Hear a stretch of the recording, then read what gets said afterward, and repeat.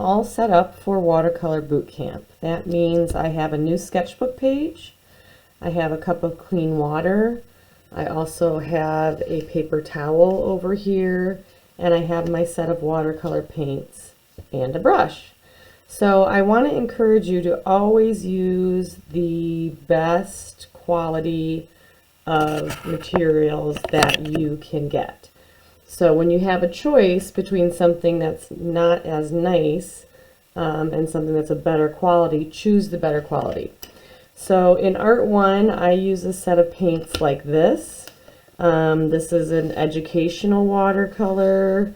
It's extra bright and blendable. It does have a lot of nice colors in here. However, it is not as good as layering and glazing and permanency as a set of Praying. So I think Praying is a really good set of beginner watercolors without spending a lot of money. So if you can get your hands on some Praying, I would do that. Notice these are not washable. If you get washable watercolors, no matter the brand, they're just not going to be as easy to layer. So what I also have here is a palette, a mixing palette. So I'm going to use the top of the watercolor set. If you have the larger set, you can use this area. If you are in the classroom, you might have a palette such as this, and if you're at home, you can just use like a porcelain dish, honestly. Any of those will work as far as a mixing area. So what we're going to start with, you have a labeled paper, Watercolor Bootcamp, I have the date, I have my artist's signature. And I'm going to start first with flat washes. So let's label the area flat, wash. So when we apply an area of color in watercolor, it is called a wash. A flat wash means that it's even throughout the whole area. So that's what we're going to do. The other note that I want to kind of add is that when we use watercolor, we are trying to use it and make sure that it's transparent. The reason is that that is the nature of watercolor. Watercolor is supposed to be transparent, much like stained glass is transparent. So for this first area, I'm going to have you draw 20 shapes, and they are going to all be about the same type. So I'm going to do a leaf shape. You could do hearts. The other thing I want you to notice, I am trying to fit them, kind of closely together, but they're all about the size of, I don't know, maybe a total area of like a penny. You could do all circles, you could do all triangles. So I want to have 20 shapes, 1, 2, 3, 4, 5, 6, 7, 8, 9. And this first area is a challenge area for color mixing. So it's not only about adding flat values, it is also about mixing new colors. So I'm going to encourage you not to use black or white if it is in your set. 4, 5, 6, 7, 8, 9, 10, 11, 12, 13, 14, 15, 16, 17, 18, 19, 20. All right, you can just do that in a pencil. I did it in a permanent marker. If you're going to use a fine line marker like a flare, I don't recommend that. That is not permanent. It will actually get fuzzy and blurry. So the first thing you need to do when you work with your watercolors, and I learned this from another art teacher, it's called waking your watercolors up. So you can see my set is used, and that's okay. It's the yellow here, it's dirty. And if I'm going to plan on using yellow, what I'm going to do is I'm going to get my brush wet. I'm going to use my brush to kind of wake that watercolor up. and I'm going to clean out the green that accidentally got in there. So whenever I do my get my watercolors wet or get the color onto my brush, what I want to do is I want to use a swirl. I don't want to mash it. I don't want to like grind it into there. I am going to use a swirl. So this first exercise, there's 20 shapes. You're going to pick only 2 colors in your palette. I am going to choose yellow and violet.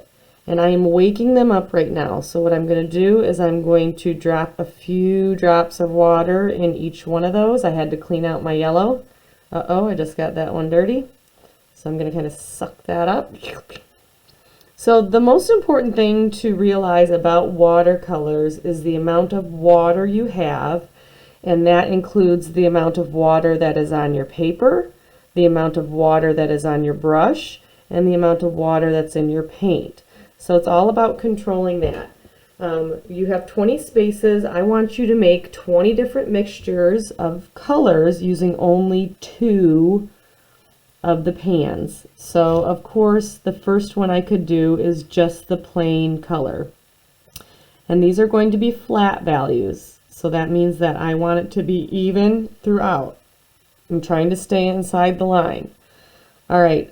One thing I can do, I told you I'm going to be using a mixing palette, is I can take just the one color, let's say it's yellow, I can add a little bit more water to it, and now I have made a lighter version of that color. But really what I want you to experiment here is mixing those 2 colors together. So here's just my pure yellow. I'm going to make a few spots of just the one color over here. I'm going to grab some more water. All right, now this is my mixing area. I am going to take some violet, or purple we like to call it, and I'm going to mix it in with the yellow, and that is going to give me a new mixture. It is a little bit duller. So as I'm painting, and if I want it to be even and flat, I don't want to leave a big puddle of color or water. So right now what I'm going to do, I see there's a puddle of water there. I'm going to dry off my brush, and now since this is drier than that puddle, I'm going to use it to soak up some of that puddle and even it out. Now you don't want to fuss too much over watercolor because it will start to destroy your paper. We don't want that. So I'm going to take this pile of yellow and violet that I had just mixed. I'm going to add a little bit more yellow into it, and I'm going to paint another area. I always encourage you to use more water than you think is necessary, mainly because beginning students tend to use too much pigment and not enough water, and it becomes opaque or solid and not transparent.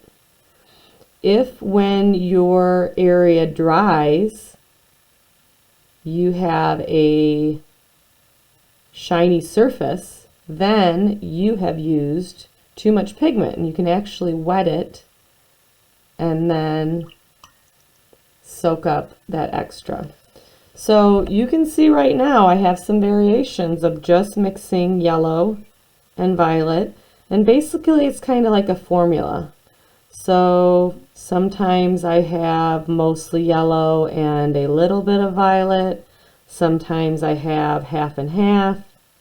Now if you were to pick 2 colors, let's say you're going to pick yellow and blue, you're going to get different versions of green when you mix those together. So the goal here is to make 20 different mixtures of just these 2 colors, and it is challenging. So it's kind of like the 20 challenge, 20 mixtures challenge. So I'm going to continue to do that. There's just the pure violet. I'm going to mix that with more of the yellow So I need to use my palette right away in order to get these different mixtures. Right now I can see that my brush is getting a little dry and it's leaving brush strokes behind. So there's a very delicate balance between too much water on your brush and not enough water on your brush. And as you paint these 20 different colors from only 2, you are going to start to learn how much water you need in an area, or if you have too much water, or if you have too much paint.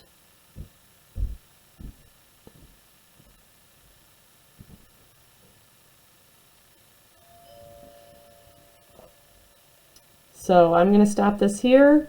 You keep going and you get 20 different mixtures of just those same 2 colors. So I finished up my 20 mixtures of the same 2 colors. And I chose yellow and violet, and I have to be a little bit of a detective here.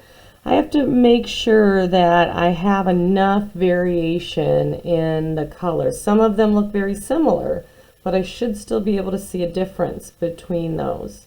So this is one way that even if you can't afford to buy, let's say, 50 different colors, you can get a wide variety of colors by just mixing the colors that are in your palette. All right, if you notice right over here, I have gotten a clean glass of water. Because I did a lot of mixing, my water was dirty. So that's one thing I recommend that you do when you do watercolor. You will rinse out your water and get clean water often. So what we're going to do here next is graded washes. So go ahead and label that area. We're going to do 15 different graded washes, and we don't have to draw shapes that we're going to work inside of. Feel free to use as many different colors as you would like. Just make sure that you wake up those colors before you start using them.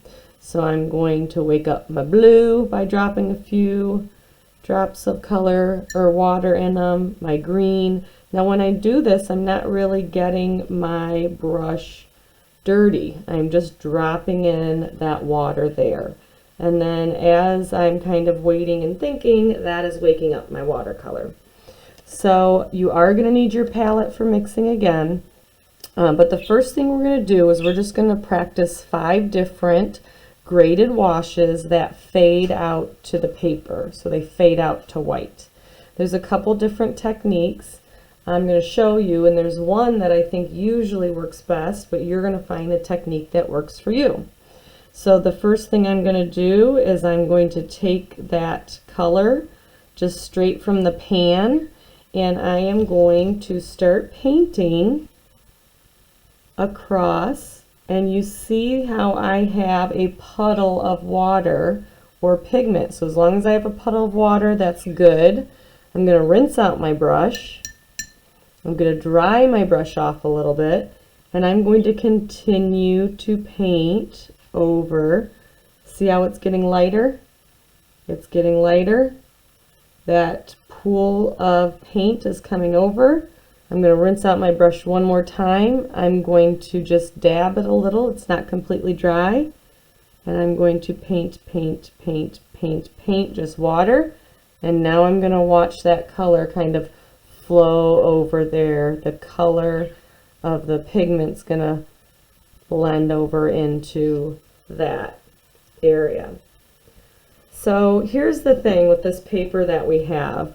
The paper that we have is not really made for watercolor, and you can kind of see it's starting to buckle. So that's going to become a problem, and pigment is going to kind of pool there. So I dried off my brush. I'm going to use it like a sponge to soak up some of that pooling color so it's more even, but I don't want to do it so much that it almost like erases the color. So that's one way to do it. The other way that I like, that I think is usually a little bit more successful for beginning art students, is to paint an area just with clean water. And you can see my area because it's a little shiny. Whatever that area is, that's the area I'm going to have that fading. And then I'm going to take my color and I am going to paint on just one side of it while it's still wet, and you can see it's going to start to bleed across. While it's bleeding across, I clean my brush a little bit, I dry it off, and now I am going to just use the brush to kind of pull that color across. And I'm going to let it bleed out and fade out a little bit more, and that probably will be all that I need to do. That it will fade from the darker color to the lighter color and then out to white. If you work this too much, it will start to pill up and you'll kind of rub through the paper. So you want to be careful with that. All right, I want you to practice 5 washes that fade from the color to just the paper. It can be the same color, it could be a different color. I'm going to try it with green. Here's green. I'm going to paint a little bit. I'm going to rinse out my brush. I'm going to dry my brush a little bit, and I'm going to paint right on top of that spot that I left. I'm going to keep painting. I'm going to rinse my brush, dry off my brush, just water. Sometimes you have to drag it out a little bit in order for it to work. And I'm going to kind of leave it there, and it's going to do the fading. So 5 of those. Then what you're going to do is you are going to practice. This is going to be maybe more fun for you, I don't know. Doing a graded wash from one color to another color. So I'm going to paint one color. See how there is a lot of water there? It's kind of puddling. I don't want to stop and have a conversation with my neighbor right now because that will dry. I have to be very purposeful about what I'm doing. I'm taking my second color, which happens to be red. I'm going to paint the opposite direction. Notice I'm using a brush stroke, a light brush stroke, and I'm going to come here and they're going to meet in the middle. When they meet in the middle, I'm going to kind of help them mix a little bit. And I'm noticing the paper is rippling. So I am going to dry off my brush a little bit. I'm going to use it like a sponge. And I'm going to help those mix. Here's another way to do a graded wash with these 2 colors. Paint it with white, just white, water. Paint it with water first. Drop in one color. Rinse out my brush. Drop in the other color. This is more of a bleed out, so it's a little bit more uncontrolled because I have more water there, but this gives me time to sit here and help them mix in the middle. If you do too much helping, it will start to pill up on your paper. So I'm really lightly, I don't know if you can see how far back I'm holding my brush. And I'm going to, as it dry, I'm going to let it just do that mixing. So you're going to continue to practice this area, different graded washes. There's a lot of ways to do it. Maybe I'm going to take just one color, paint a line. Notice there's a lot of water in there. Then I'm going to take another color, as long as it's still wet, and I paint it back in there. It's going to start to mix together and make that gradual graded wash.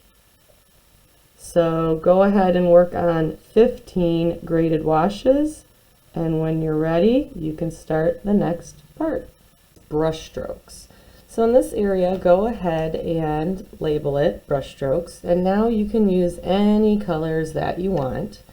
Make sure that you have woken your colors up if they have fallen asleep or if they've dried out. And what I want you to do first is to use long brush strokes, varying the pressure, across the entire page. So do about 4 of those. Try to space them closely because we do want to have space remaining at the bottom of the page for our next activity. Then what you're going to do is you are going to experiment with just different types of marks that you can make with your brush. So here I'm rolling my brush. Here I'm dabbing my brush. Here I'm actually going to dry out my brush, get some paint, and then kind of scrape. This is called a dry brush technique. So experiment and play in this area with different brush strokes. I would say to gather about 10 different types of brush strokes. So here's a type of brush stroke, 1, 2, 3, 4, 5, and do a total of 10. At the bottom, what you're going to do really quickly with a pencil, I'm going to do it with a pen, just so you can see it a little bit better, is you are going to have 2 different sets of doodles. So this is going to be just a 1-line doodle, just a loopy doodle. There is one doodle. This one I'm going to do with more straight lines. So when I do this doodle, I have overlapping lines. I have different sizes of shapes. And overall, I have about 10 spaces. 1, 2, 3, 4, 5, 6, 7, 8, 9, 10, 11, 12. So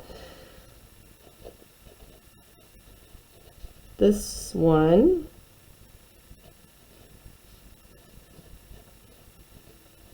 I'm going to label uncertain colors. This one, I'm going to label favorite colors.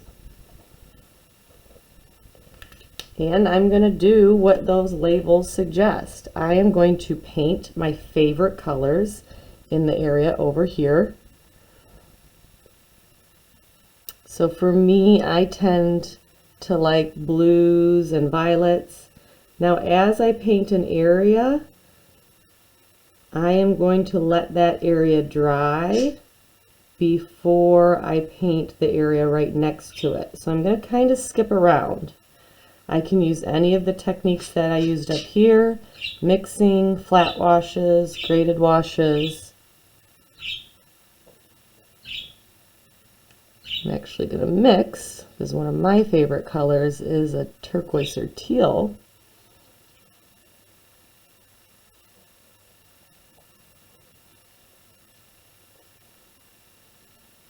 So paint all the spaces inside your doodle.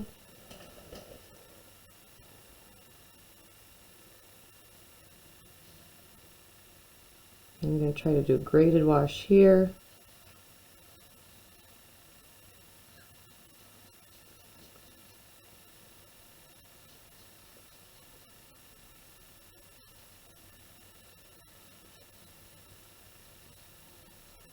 And you can even layer if you would like. So layering means that I let an area dry and then I go back and I add a second color or pattern on top.